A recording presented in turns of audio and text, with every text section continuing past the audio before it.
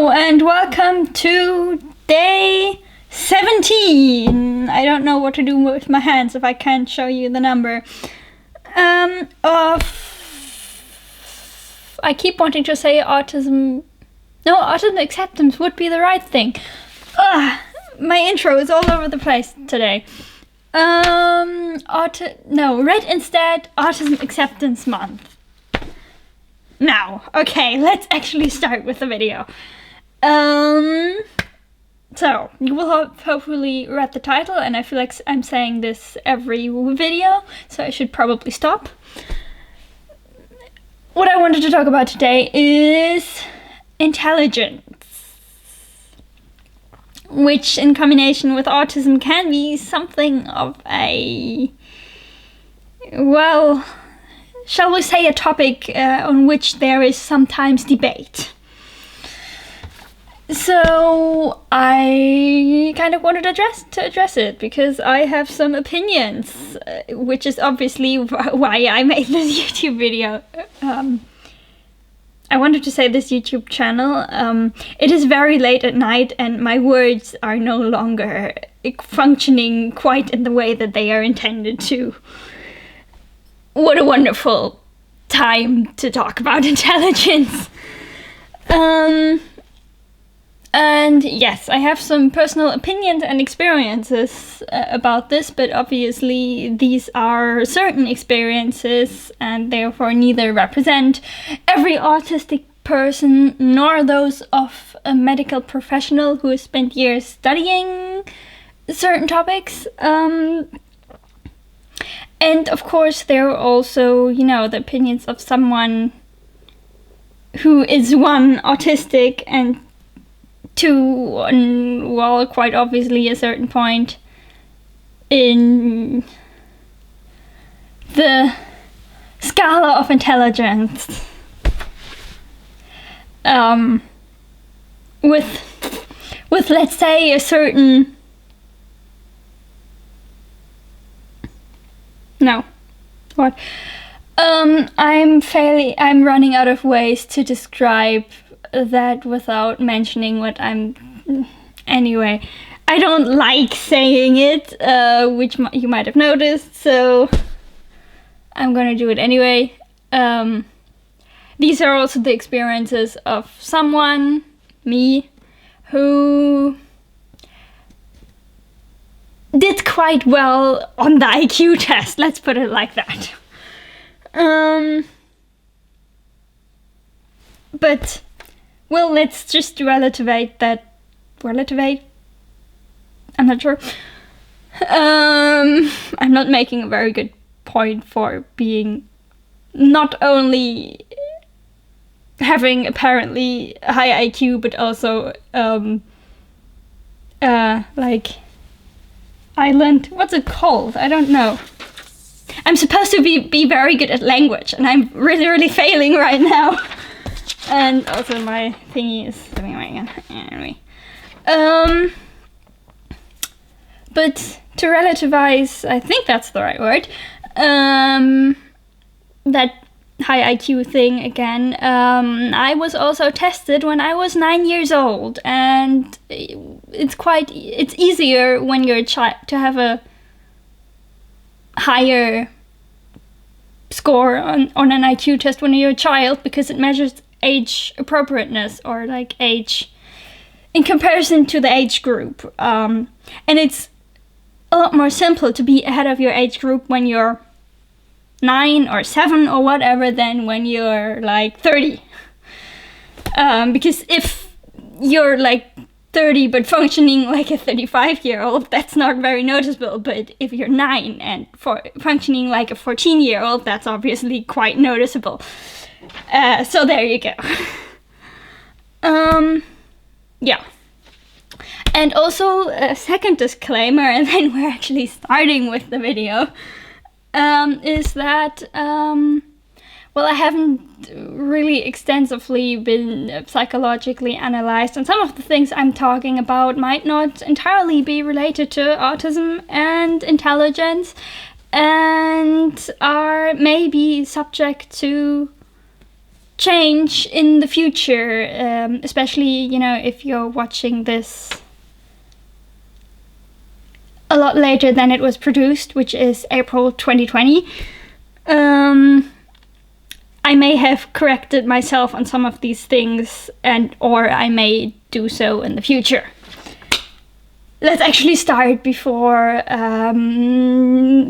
it's almost midnight. It's probably after midnight, so the day that I was day 17 is probably actually gone. Luckily for me, YouTube Analytics runs in American time, and so it's not midnight there. Yes.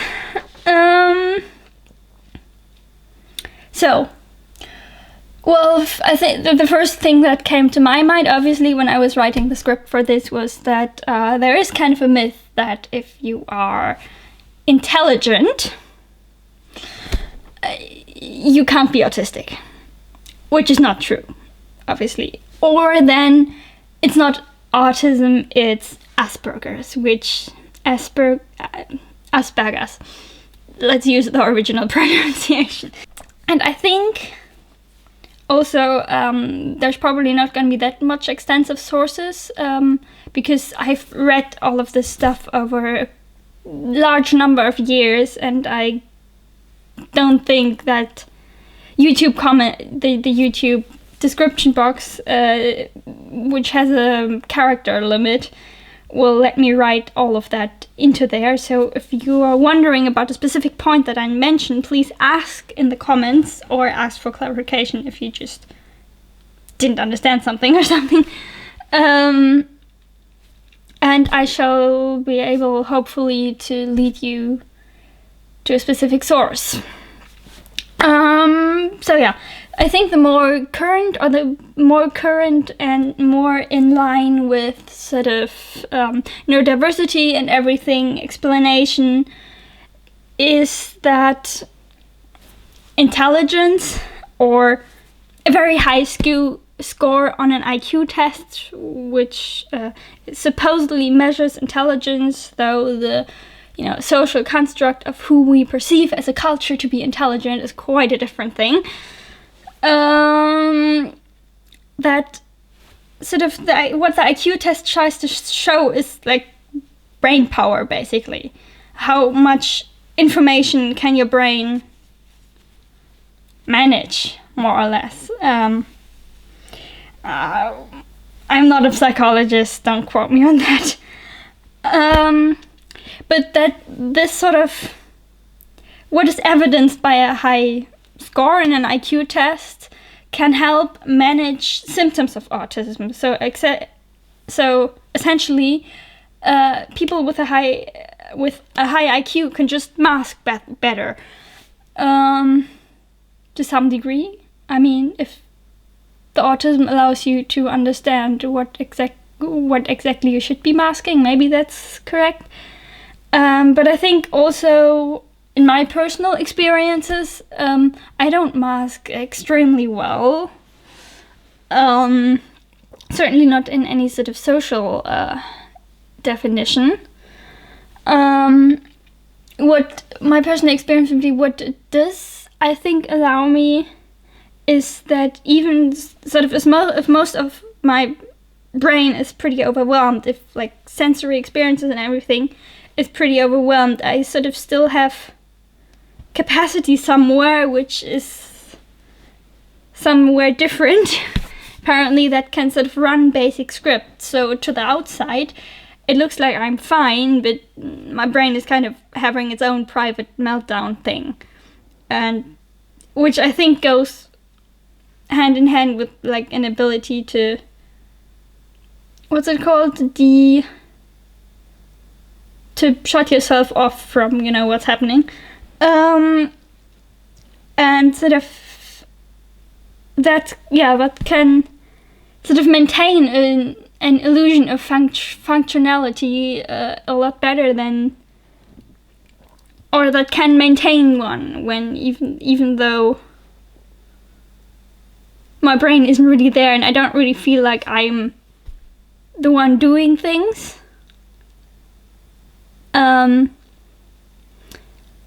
but my brain sort of has extra capacities to still sort of have an emergency mode on, which then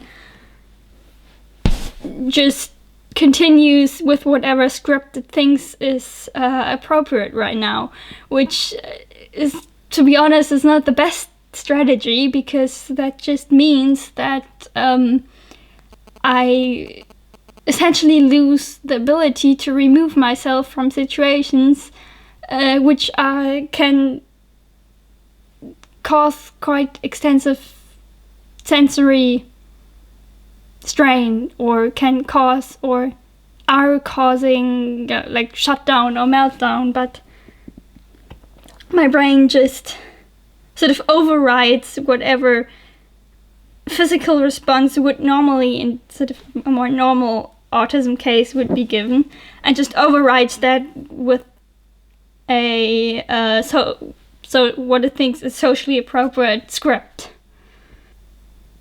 Yeah. Well, that went very deep, very fast. Let's get slightly back on topic. Which is that, well, we're talking about IQ tests, but I mean, IQ tests are kind of fake anyway. That's literally what I wrote in my script. IQ test is fake. And the reason I wrote that is, well, on the one hand, it's partially subjective to, the person who was administering the test, or at least the one I had. Of course, I can't, maybe there's some psychologists who do it better and can do it without personally influencing the results, but other than that, first of all, there usually, or maybe in the time of internet it doesn't, but usually there's a person, or in my case there was a person administering the test, and also in the report that I have from that test, interpreting the results. So, which can leave autistic people at a disadvantage sometimes. But also IQ tests, actually the sort of autism often manifests itself in sort of IQ test results, which usually have some sort of different categories for different skills, which some psychologists have apparently deemed to be what is intelligence. And autistic people tend to have a very, very wildly all over the place results in there, where in some places they are very, very good and way above everyone else in their age group, and in some places they are very, very not. And that was the case for me as well. The problem with that, especially if there's generally a sort of high profile, is that then that often gets interpreted as underperforming in the low area, which is a bit dangerous misinterpretation, because it, can lead to being overwhelmed and completely asking way too much of kids, which are probably already struggling if they're autistic. Not to say that something as someone underperforming because the task was actually way too easy to them is not something that doesn't happen at all. It probably does. But if there is such a varied profile, one should look into it. It's my point. Anyway. And another problem with sort of autistics taking an IQ test? I don't know. Is that autistic people may need longer time to process, and at least some IQ tests that I know of have time cutoffs. So after a certain while, if the person can't give an answer, they go to the next question. Which can obviously, if you need like a very long time to process it, to understand, Well, that might put you at a bit of a disadvantage, which may be the point, but not necessarily. And also, well, IQ tests are usually not taken at home. They're taken, in a psychologist's office in a strange situation. That if you know autistic people who struggle with social situations anyway, and just generally new situations and weird situations, which may, lessen the ability in that moment in time, which neurotypical person would not experience. And then actually there's the questions, which, let's say they sometimes do not take certain possibilities into account, which I would like to illustrate with an example, because I got to read the sort of report from the test that was done on me when I was 9. I got them quite late, like when I was about 20, we happened to find them and I read them. And there was a question printed there that apparently then I wasn't able to answer. And I looked at it, I read the question, and for good 20 minutes I couldn't figure out why I couldn't answer it, even though it is quite an easy question. Actually, it's a very, very simple math question, and I didn't even know what I had to do. And that's like something that maybe you'd get, I don't know, in school, like second, third grade maths? I'm not sure, but like it's definitely elementary school math. And I just couldn't figure out why I couldn't answer it. And I'll read you the question, maybe you'll see why, otherwise I'll tell you eventually in the next 5 minutes. The question is, you want to build a paper snake with 2 strips of paper of 50 centimeters length and 3 centimeter overlap. If you don't know centimeters, just substitute different values. It doesn't really matter anyway. And the question is, how long will the final paper snake be? I just couldn't figure that out. And I'd be interested, just now after hearing the question, can you answer it? And if not, before I explain why I couldn't answer it, why can't you answer it? And if you're autistic or not. Okay. And after 20 minutes, I realized where the problem was. Because what exactly do you define as a paper snake? And the paper snake that I was thinking of when I was 20 years old reading that, and which I was probably thinking of when I was 9 and couldn't figure out the answer in the test, was that for me a paper snake is one of these things where a lot of little paper strips are in rings. I'll put up a photo.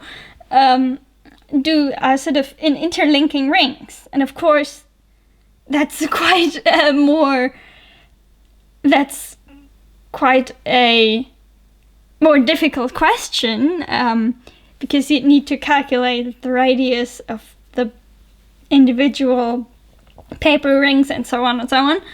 And second of all, you don't have all the information in the text.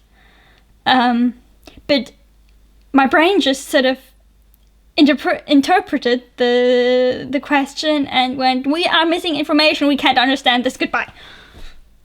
And so I couldn't even process it because there was information missing. And I couldn't answer the question, but I couldn't have explained initially, or it took me a very long time to realize what exactly was wrong with that question.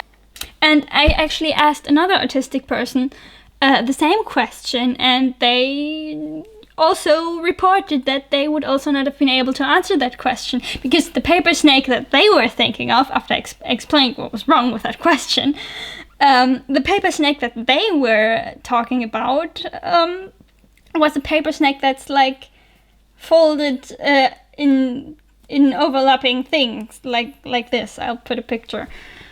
So we were both thinking of the wrong paper snake because we have and that's sort of, that's an artistic thing. And I think Temple Grandin has described that quite extensively in her books. I just remember reading that.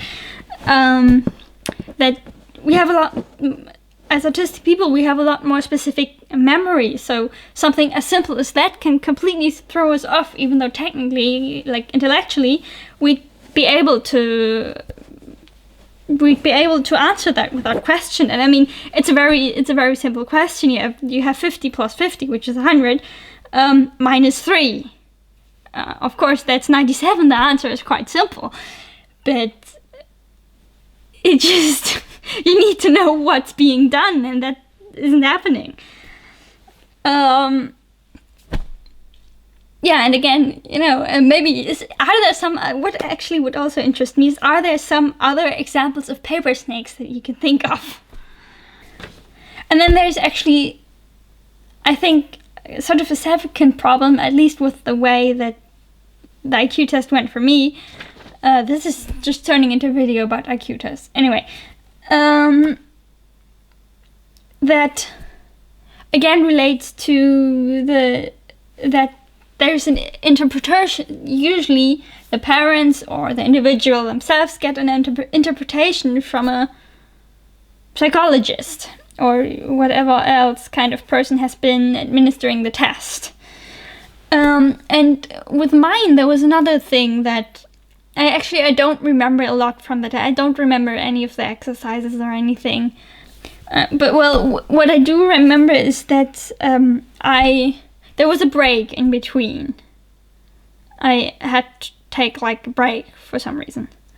But in fact, what's written in the report is that I was taking quite a long time for the exercises.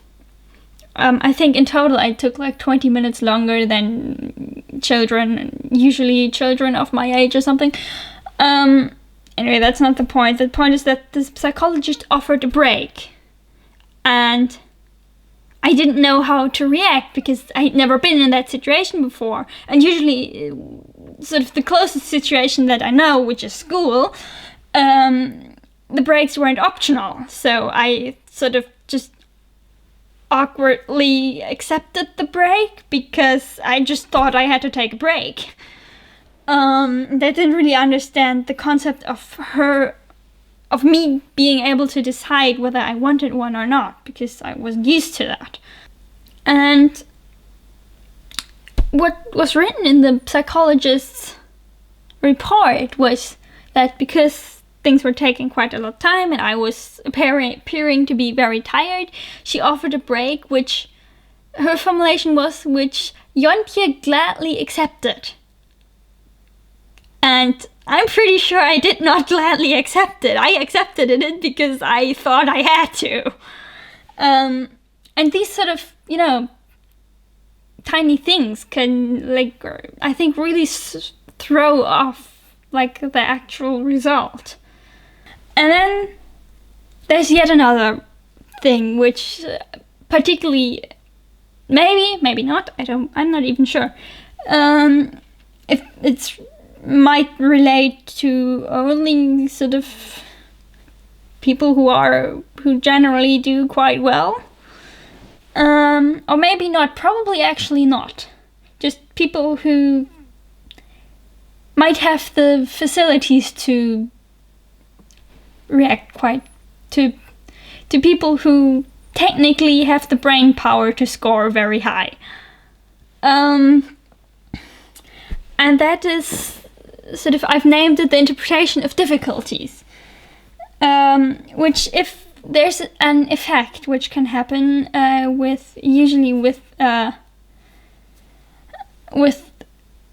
children who score, or even adults who score very, very high, where when they're asked a very, very easy question, they give a wrong answer because in their mind they've thought that that's such an easy question that they must have misunderstood the question, and they sort of make it more difficult in their mind because they can't think of a reason why someone would ask such an easy question, like how many days are there in a week, and instead they'll say how many hours there are in a week, because how many days in a week is too easy a question.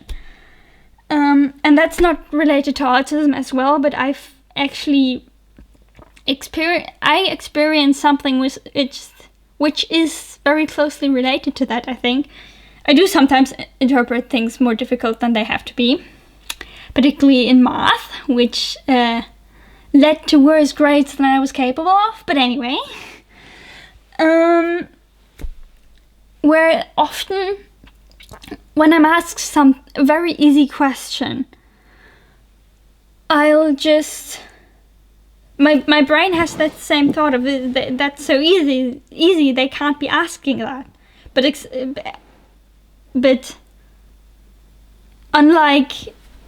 it doesn't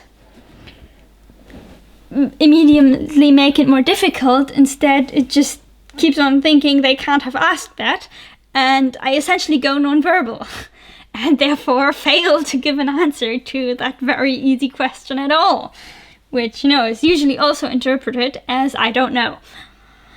And that was quite, that obviously maybe that has happened in that IQ test, I don't know, I don't remember, which actually points to the fact that I was under a lot of stress, because when I'm under a lot of stress, I don't remember things. But that happened in school a lot, actually, and it was one of the things that sort of made people interpret me wrong, and often got like my skills, and I don't know, maybe because I mean in our culture, a lot of the time we just equate intelligence to school grades, and I mean that's just wrong, but that like did take down my grade, because the teachers essentially thought I didn't know answers to very easy questions, but in fact I just couldn't answer them because my brain kept going, wait, that can't be the right answer, that can't be the right answer, the question was too easy. And every time I was like, maybe we should just give that answer. My sort of body instinctively just went like, no, we can't do that. That must be wrong. And so I just couldn't give an answer. Yeah. That was more or less, I think the point that I'm trying to make to sort of sum up this video kind of nicely is that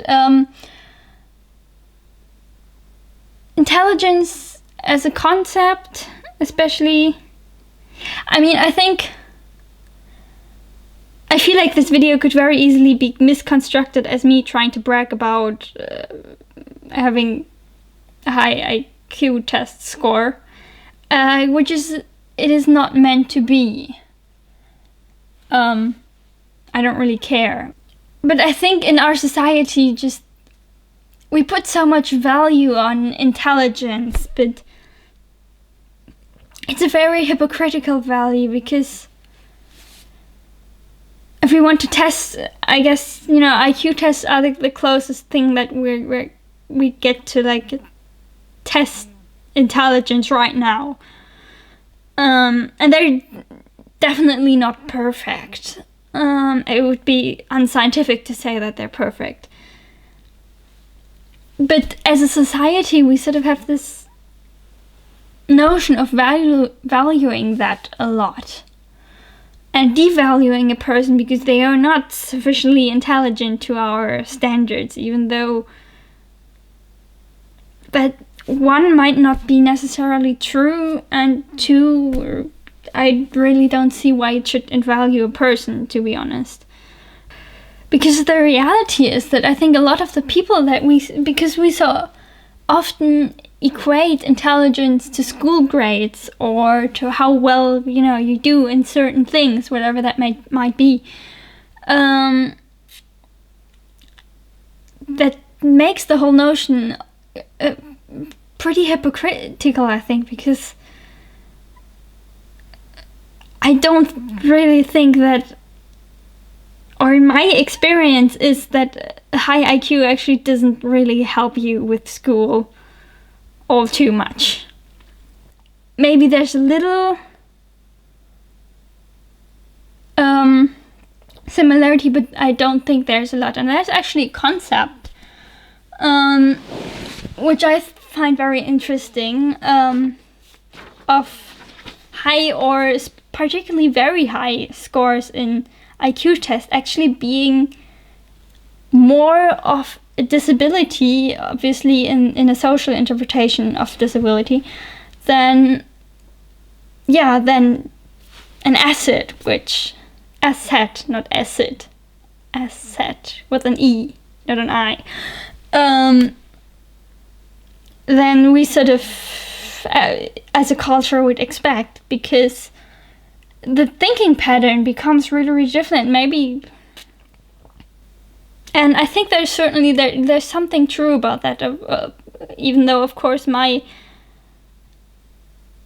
idea of that is clouded by also being autistic. So I'm not always entirely sure which is which, and maybe that's not, you can't entirely pull that apart in a certain person, because, well, you can't really like define clear lines in a personality, or where you're like, that's autism and that's not autism. And so, you sort of, things influence each other so much that I don't think within a certain person you can really like put everything in neat tiny boxes. Yeah, I think that's long enough. I have to edit this video sometime today. I hope that this has somehow been entertaining or interesting, or I don't know, has made you think about something.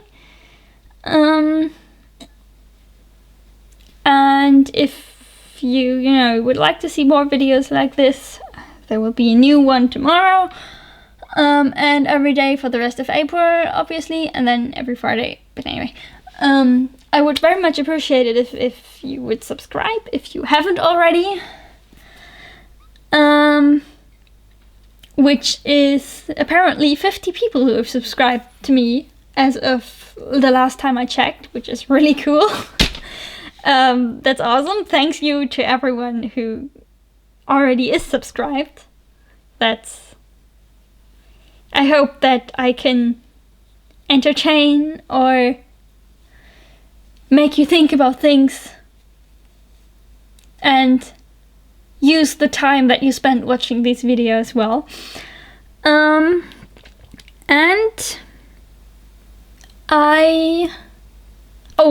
like this video, I have to do my dance. And I will see you tomorrow. Goodbye.